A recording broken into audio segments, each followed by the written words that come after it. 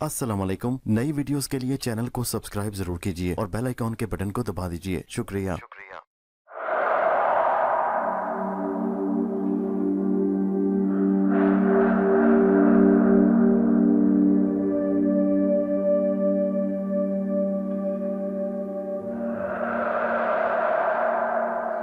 मेरा नाम सरफराज अहमद है। इस वक्त मैं नॉर्थ नाजिबाबाद में रिहाइश पजीर हूँ। मेरी उम्र 70 साल है और ये मेरी सच्ची कहानी है। आज से तकरीबन 30 साल या 35 साल पुरानी बात है कि हम लोग मॉडल कॉलोनी कराची में रहते थे। हमारे घर का नाम काशाना था। उस वक्त मॉडल कॉलोनी की आबादी ना होने के बराबर थी। हमारा घर बहुत बड़ा था और बहुत ही पुराना 1000 गज पर बना हुआ घर, जिसमें तकरीबन 500 गज पर घने दरख्त थे जो बरगद, नीम और इमली और मुख्तलिफ फलों के थे।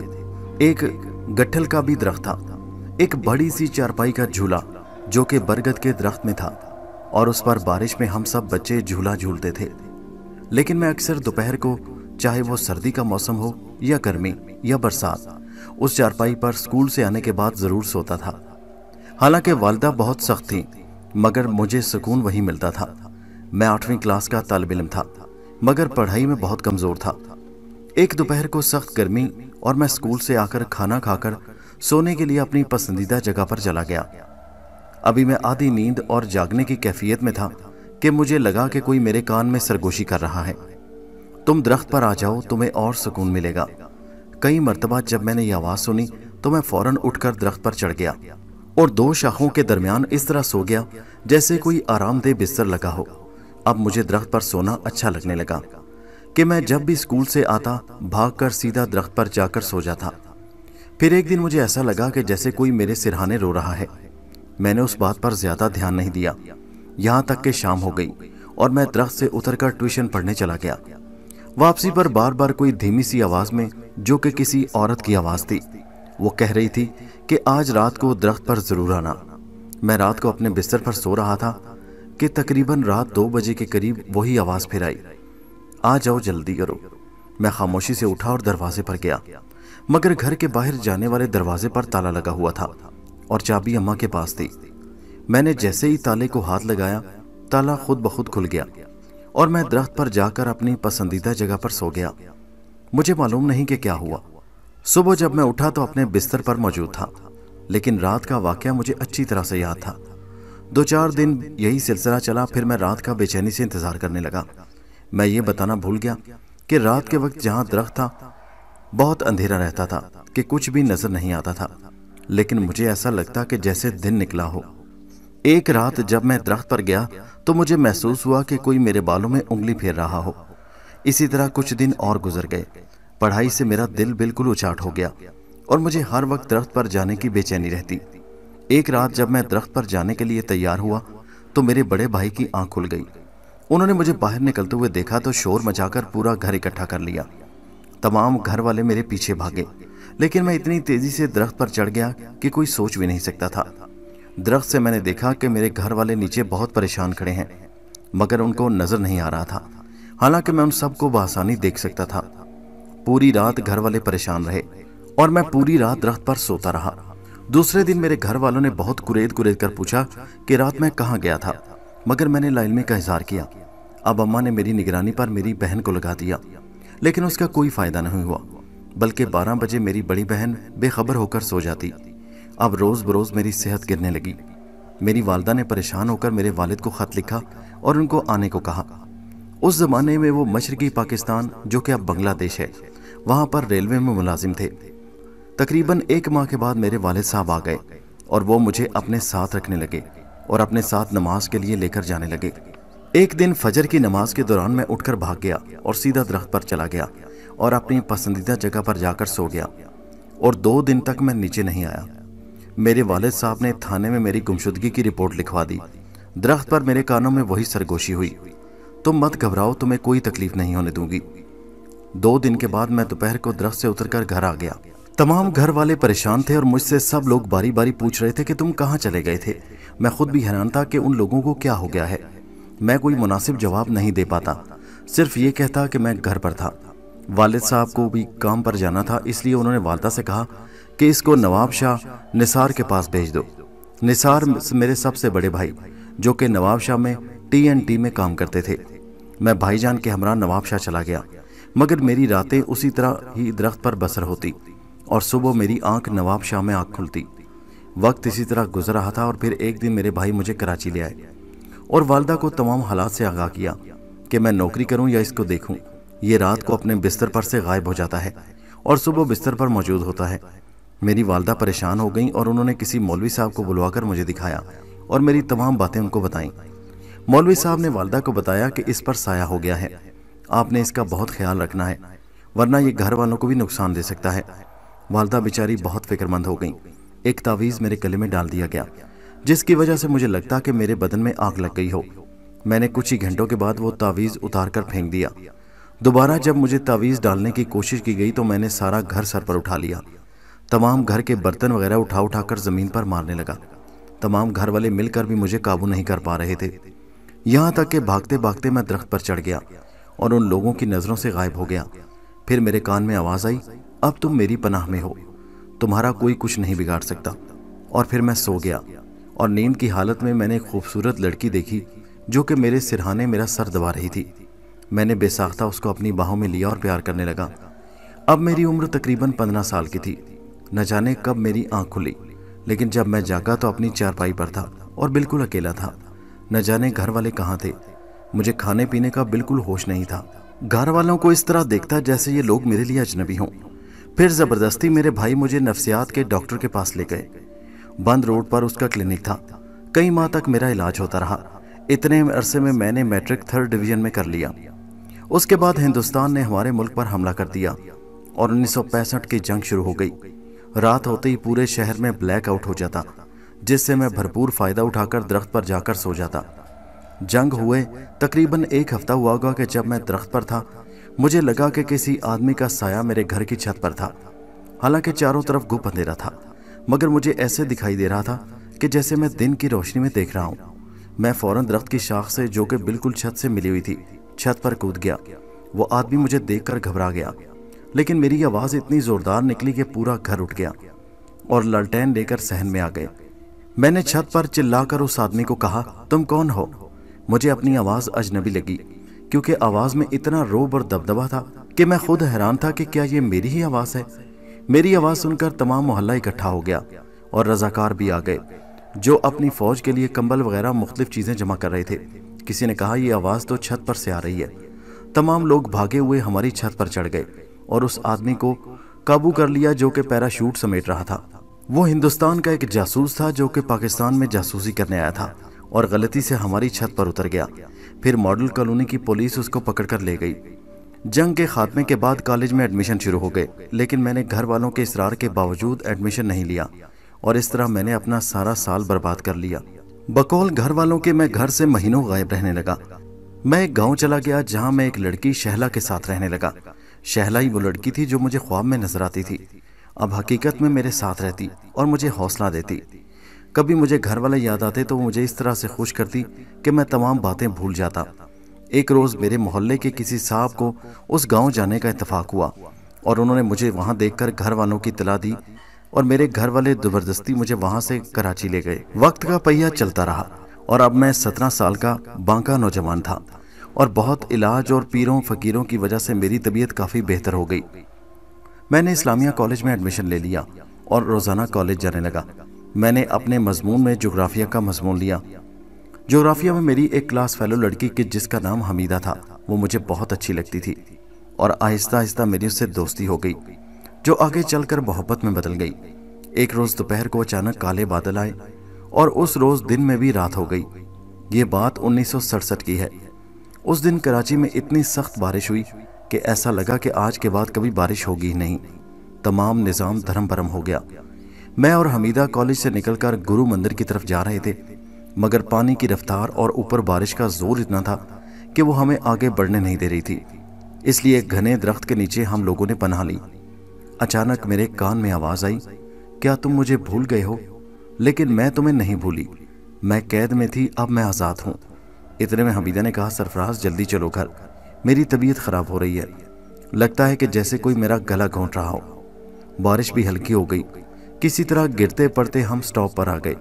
किसी न किसी तरह मुश्किलों से अपने अपने घर पहुंचे। बारिश ने सैलाब की शक्ल इख्तियार कर ली, हर तरफ पानी ही पानी था। एक रोज अचानक एक जगह मेरी उसी लड़की शहला से मुलाकात हो गई जो मेरे ख्वाबों में आती थी। वो मुझे साथ लेकर के घर में दाखिल हुई और एक कमरे में ले गई। मैं किसी नादीदा कुव्वत के साथ उसके साथ जा रहा था। उस दिन मुझे मालूम हुआ कि मैं घर से बाहर हूँ। अब तो मुझे भी परेशानी हो गई। रात को घर से बाहर निकलने की कोशिश कर रहा था कि मेरे बड़े 2 भाइयों ने मुझे पकड़ा, मगर मैं उनके बस में नहीं आ रहा था। भाई को किसी ने मशवरा दिया कि इसको जामिया मलीर के पास एक बुजुर्ग रहते हैं, उनको दिखाओ। ये कि भाई मुझे वहां लेकर गए। बाद में पता चला कि कोई जिन मुझ पर काबिज है, लेकिन मैं बरगद का दरख्त छोड़कर अब नीम के दरख्त पर जाने लगा। मेरी निगरानी के लिए एक आदमी को बतौर नौकर मेरे लिए रख दिया गया, जो हर वक्त मेरी निगरानी करता। लेकिन उसके बावजूद मैं नीम के दरख्त पर 2 दिन सोता रहा और किसी को खबर तक ना हुई। इतने ही अरसे में मैंने इंटर कर लिया और पढ़ाई छोड़ दी। मेरे वालिद और वालदा का इंतकाल हो गया। मैं बड़े भाई और भाभी के साथ था। फिर भाई की शादी पिंडी में हो रही थी। मैं भाभी और अपने भतीजों के साथ शादी में शिरकत के लिए जा रहा था। पूरी रात मेरे कानों में आवाज़ पड़ रही थी कि जब जंगल में आकर गाड़ी रुके तो तुम गाड़ी से नीचे उतराना। और फिर ऐसा ही हुआ। कोई जंगल था या वीराना। गाड़ी अचानक आहिस्ता आहिस्ता होकर रुक गई। मैं घर वालों की नज़र बचाकर फौरन गाड़ी से नीचे उतरा। उतरने की देर थी कि अचानक किसी ने मेरा हाथ पकड़ा और मुझे लगा कि मैं हवाओं में उड़ रहा हूँ और खुद ब खुद मेरी आंखें बंद हो रही थी। मुझे पता ही न चला कि कितना वक्त गुजर गया और ना मुझे घर वालों की फिक्र थी। लेकिन हुआ यूं कि मेरे वजूद के 2 हिस्से हो गए। एक तो मैं था उस बियाबान जगह पर और दूसरा मैं गाड़ी में था, क्योंकि दोनों मंजर मुझे साफ नजर आ रहे थे। अब जब मेरी आंख खुली तो मैंने शहला को देखा। उसने कहा, अब हमें कोई जुदा नहीं कर सकेगा क्योंकि तुम्हारे घर वाले भी मुतमईन होंगे। मैं उसकी बात का मतलब समझ गया। मेरी अजीब कैफियत थी। मैं खुद को घर वालों के साथ देखता और कभी शहला के साथ। मेरे दिमाग ने बिल्कुल काम करना छोड़ दिया। जो कुछ शहला चाहती थी वही हो रहा था। शहला मुझे लेकर खाने वाला आ गई और एक बहुत बोसीदा से कमरे में हम दोनों रहने लगे।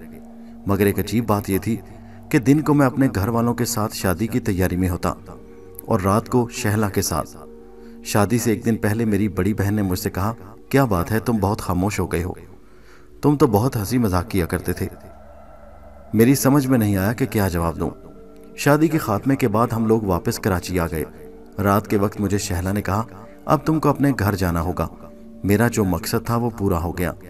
मेरी कुछ समझ में नहीं आया, लेकिन ट्रेन जब उसी जगह पर पहुंचकर रुक गई और मैं खामोशी से अपनी बहन के बराबर जाकर बैठ गया। जब कराची हम लोग पहुंच गए तो मैं तमाम बातें भूल गया और बिल्कुल नॉर्मल हो गया। फिर मेरे बड़े भाई ने कहा, तुमने अपने 2 साल खराब कर लिए, अब तुम यूनिवर्सिटी में एडमिशन ले लो। मैंने कराची यूनिवर्सिटी में शोबा उर्दू में एडमिशन ले लिया। जोग्राफिया में भी मेरा नाम आ गया, इसलिए उर्दू छोड़कर जोग्राफिया में आ गया। 3 साल लगाकर मैंने बी ऑनर्स कर लिया। लेकिन जब मैं आखिरी साल में था तो हमारा शोबा एक तालीमी सर्वे पूरे पाकिस्तान का कर रहा था, जिसमें सवात का नाम और पेशावर यूनिवर्सिटी का नाम शामिल था। इस सिलसिले में हम लोग जब सवात पहुंचे तो हम लोगों का कयाम व्हाइट पैलेस में हुआ, जो कि चांदनी रात में इस तरह रोशन हो रहा था कि देखने के काबिल था। हम लोग रात का खाना खाकर बाहर चांदनी रात से लुत्फ अंदोज हो रहे थे और हमारा पूरा ग्रुप बहुत खुश और मस्ती में था कि अचानक मैंने देखा कि एक फकीरनी रात के उस पहर हम लोगों से सवाल कर रही है। मगर सबसे अहम बात यह थी कि उसकी गोद में जो वो लड़का था वो मेरा हमशक्ल था। और ये बात सिर्फ मैंने ही महसूस नहीं की, बल्कि मेरे दोस्तों ने भी इस बात को महसूस किया। दोस्तों ने मेरे साथ मजाक भी किया कि सवात में तुम इससे पहले कब आए थे, वगैरह वगैरह। चांदनी रात में उस औरत का बच्चा साफ नजर आ रहा था। हम लोगों ने उसकी मदद भी की, मगर मैं खुद जानबूझकर उसके करीब नहीं गया। लेकिन फिर उसने आवाज दी, बाबूजी, आप कुछ नहीं देंगे अपने बच्चे को? सब लोग मुझे हैरत से देखने लगे और मुझे गुस्सा आ गया। मैंने कहा, ये क्या बकवास है, ये तुम्हारा बच्चा है, मेरा नहीं। अच्छा, नाराज क्यों होते हो, मेरे बच्चे को ही दे दो। मैंने जब उसकी तरफ 50 रुपए का नोट बढ़ाया तो उसने मेरा हाथ पकड़ लिया, शुक्रिया अदा किया और आइंदा जल्द मुलाकात होगी कहकर वो गायब हो गई। थोड़ी देर हंसी मजाक होता रहा और फिर हम लोग अपने अपने कमरों में सोने चले गए। मेरा रूममेट खालिद रात को 3 बजे घबरा कर उठा और मुझसे कहने लगा, बाहर दरवाजे पर दस्तक हो रही है और कोई औरत धीमी आवाज में तुम्हारा नाम लेकर पुकार रही है। मैं नींद में था। मैंने उठकर दरवाजा खोला, मगर वहां कोई नहीं था। मैंने खालिद को घूर कर देखा और दोबारा लेट गया कि अचानक हमारे कमरे की खिड़की पर दस्तक हुई। मगर हम दोनों ने उसको नजरअंदाज कर दिया और खिड़की को अच्छी तरह बंद कर दिया और दरवाजा भी बंद कर लिया। फिर अचानक बारिश शुरू हो गई और बिजली की चमक और बादल के शोर की वजह से तमाम लोग उठकर बैठ गए। तमाम दोस्तों ने बारिश में नहाने का प्रोग्राम बनाया, मगर जैसे ही बाहर निकले तो उस कदर ठंड हो रही थी कि हम सब दोबारा बरामदे में जमा होकर बारिश का नज़ारा करने लगे। हालांकि नज़र कुछ नहीं आ रहा था, सिर्फ पानी का शोर था। फिर हमारे उस्ताद ने हम लोगों को अपने कमरों में भेज दिया। सुबह जब हम लोग सोकर उठे तो बाहर एक शोर मचा हुआ था। बाहर निकले तो देखा कि रात वाली औरत की लाश बारिश के पानी से भीगी हुई बाहर एक गार्डन में पड़ी थी और पुलिस लाश का मुआयना कर रही थी। फिर उसकी लाश को एम्बुलेंस के जरिए लेकर चले गए। 2-4 दिन आराम से गुजर गए। हम लोग स्वात से फारिग होकर इस्लामाबाद के लिए बजरिया बस रवाना हुए। एक जगह पर बस आकर रुकी। दोपहर के खाने के लिए मैं उतरकर वॉशरूम की तलाश में जा रहा था कि रास्ते में वही औरत अपने बच्चे समेत मेरे बिल्कुल बराबर में आकर खड़ी हो गई और फिर उसने मेरा हाथ पकड़ लिया। मेरे पूरे जिस्म में एक सनसनी सी दौड़ गई। क्या बात है? मैंने बड़ी मुश्किल से पूछा। आपने रात दरवाज़ा नहीं खोला? सवात में फिर देखे मेरे साथ क्या हो गया। आपकी अमानत आपको देने के लिए आई हूँ। वो बच्चे को मेरी गोद में ज़बरदस्ती दे दिया और फिर बच्चा मुझसे लिपट गया। लेकिन फिर उसने मेरी गोद से बच्चा लिया और कहा, इस बेवफा आदमी के साथ तुझे रहने नहीं दूंगी, और फिर अचानक गायब हो गई। मुझे ऐसा लगा जैसे काटो तो बदन में लहू नहीं। मैं सब कुछ छोड़कर अपने साथियों के पास आ गया और काफ़ी हद तक अपने ऊपर काबू पा लिया। 2 दिन तक तो मैं बहुत परेशान रहा, लेकिन फिर नॉर्मल हो गया और हम लोग चंद दिनों के बाद कराची वापस आ गए। फिर हमारा रिजल्ट भी आ गया और फिर वहाँ से ऑनर्स मुकम्मल करके मुख्तलिफ जॉब करता रहा और ज़िंदगी बिल्कुल नॉर्मल हो गई। काफ़ी हद तक मैंने वो तमाम बातें भूलने की कोशिश की। तकरीबन 1 साल के बाद मेरी शादी हो गई और मुझे एटॉमिक एनर्जी कमीशन में नौकरी भी मिल गई। और फिर मेरी पहली बच्ची की पैदाइश पर मैं हॉस्पिटल जा रहा था जहाँ मेरी बेटी की पैदाइश हुई थी। जब मैं वहाँ पहुँचा तो जो नर्स मेरी बेटी को लेकर मेरे पास आई वो वही औरत थी। मेरे रोंगटे खड़े हो गए, लेकिन उसने कुछ न कहा, मुबारकबाद दी और 200 रुपये लेकर खामोशी से चली गई। मैं हैरान परेशान उसको देखता रहा, इसलिए मैं घर आ गया और मेरी सास और साली अस्पताल में रह गए। जब मैं घर आया तो चूंकि मैं घर में अकेला था, मेरा दिल बहुत परेशान था, इसलिए मैंने अपने जिगरी दोस्त रेहान मरहूम को बुलाया और रात अपने साथ गुजारने की दरख्वास्त की और उसको तमाम हालात बताए। उसके मशवरा पर हम लोग दूसरे दिन आमिल सैयद जैदी के पास गए जो पापोश में रहते थे। फिर उसने एक बात सही की कि कोई गैबी ताकत है जो आपके पीछे पड़ गई है। आप नमाज की पाबंदी करो और अल्लाह से अपने गुनाहों की माफ़ी मांगो, सब ठीक हो जाएगा। मैंने बाजमात नमाज पढ़नी शुरू की। वक्त गुजरता रहा, मेरी दूसरी बच्ची हुई।